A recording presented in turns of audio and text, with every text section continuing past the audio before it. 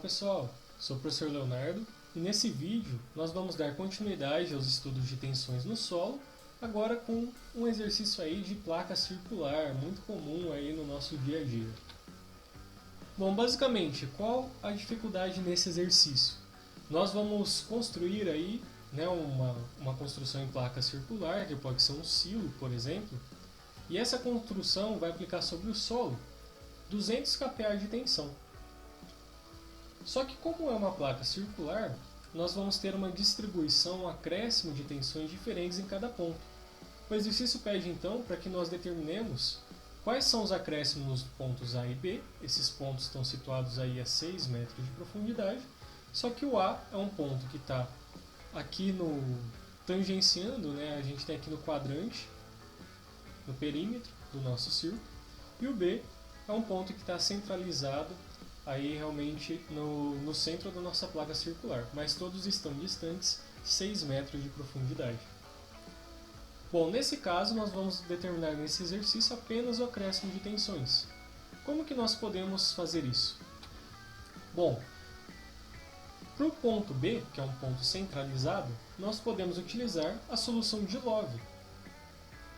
A solução de Love é uma expressão que nos possibilita calcular o acréscimo de tensão vertical causado por um ponto centrado no eixo aí do nosso círculo, da nossa placa circular, a uma profundidade que nós queremos conhecer.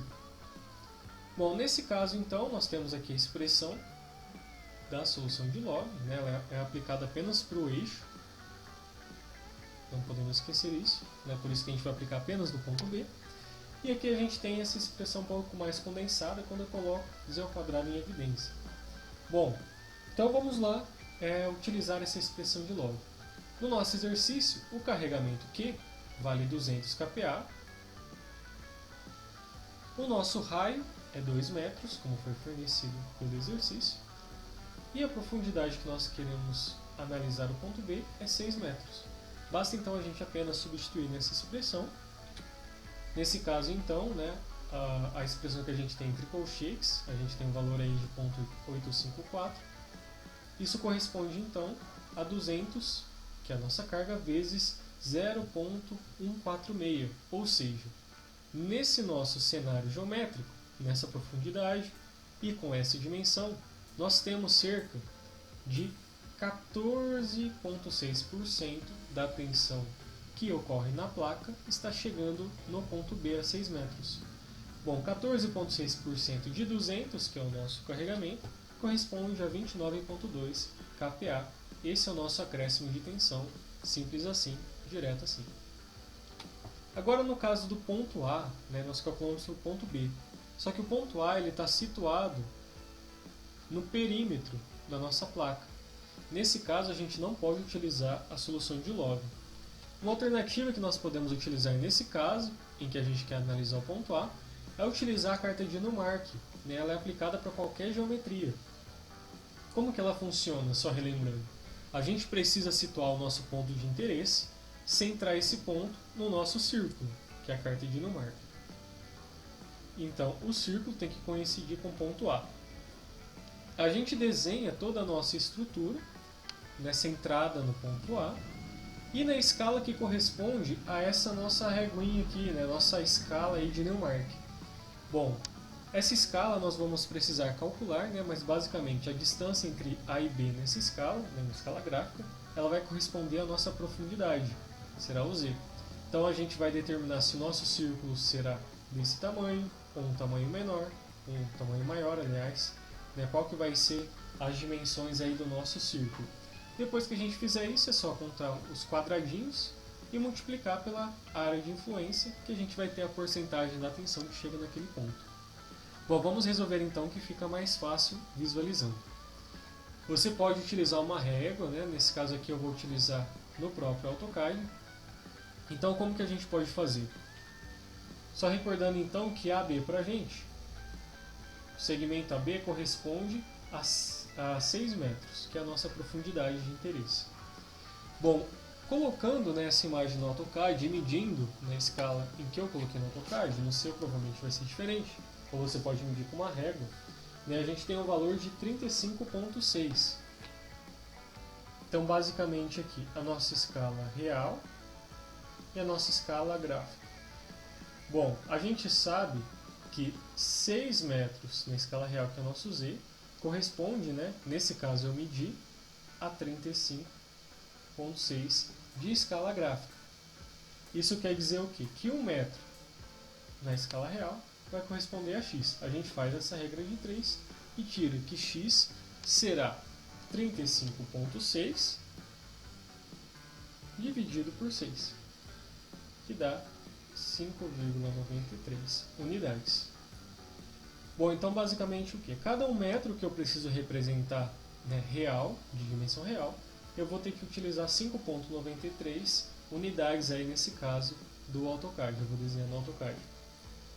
Bom, se eu preciso representar 2 metros, que é o nosso raio, então eu vou precisar representar 2 vezes x, que vai ser equivalente a 11,9 unidades. Bom, eu sei então que o meu raio vale 11,9. Como que eu procedo então? Eu vou centrar aqui o meu ponto A e eu preciso desenhar um círculo, né, que tem raio 11,9. Então eu vou alocar aqui o meu centro, nesse ponto aqui, eu vou chamar de ponto C. Vou pegar uma cor um pouco mais presente. E essa distância aqui será o meu 11,9 unidades aí no caso da minha escala do AutoCAD. A sua escala vai ser diferente, inclusive se você for desenhar à mão. Bom, então, locado o ponto C, que vai ser o centro do círculo, você vai desenhar um círculo, né, centrado em C e que tem raio AC. Nesse caso aqui, né, então nós desenhamos o círculo com essas unidades correspondentes. Agora basta contar quantos quadrados inteiros, né, e quantas frações de quadrado nós temos. Para isso, então, eu vou dar um zoom, né, esse aqui é o nosso círculo, né, que é a nossa placa circular. Aqui eu estou dando um zoom para a gente poder contabilizar melhor. Então eu vou verificar aqui quantos quadrados inteiros e porções de quadrados. Então vamos lá. Reparem que a gente tem 4 radiais, né, de regiões que ocorrem em quadrados. Então na primeira radial, vamos contar quantos quadrados inteiros nós temos. Quantas regiões, né? 1, 2, 3, 4, 5, 6 inteiros. 6 regiões inteiras.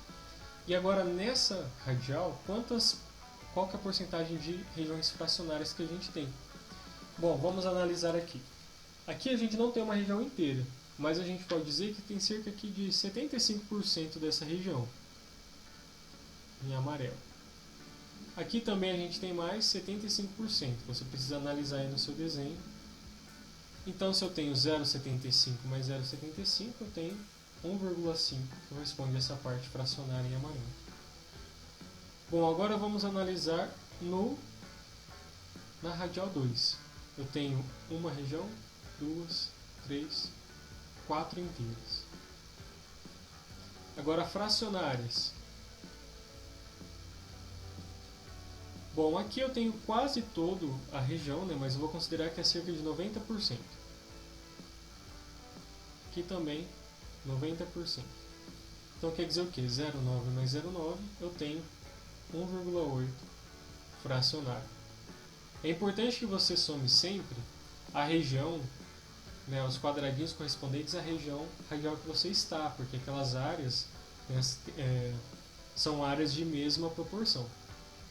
Bom, considerando aqui a radial 3, eu tenho 1, 2, 3, 4. Podemos considerar aqui 4 quadrados inteiros. E agora a parte fracionária. Vamos analisar aqui. Aqui nós temos por volta de 30% aí dessa região que está dentro aí do meu círculo, da minha placa. Aqui tem mais 30%. Então nós temos 0,6 fracionário. E por fim, na região 4, nós não temos nenhuma porção inteira. Mas esse quadrado aqui, a gente pode dizer que ele tem cerca de 90%, né, dessa região preenchida. Aqui nós temos cerca de 90% também.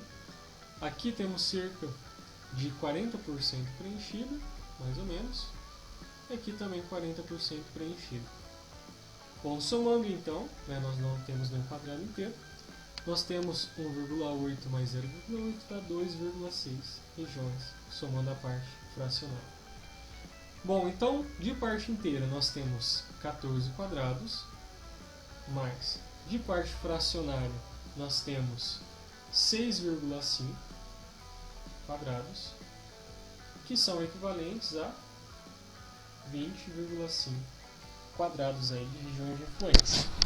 Para determinar então qual que é a porcentagem que nós temos, né, dessa carga, basta que a gente multiplique, né, essa é a nossa carga, vezes a área de influência de cada quadrado, que é 0,005, vezes a quantidade de quadrados, que é 20,5.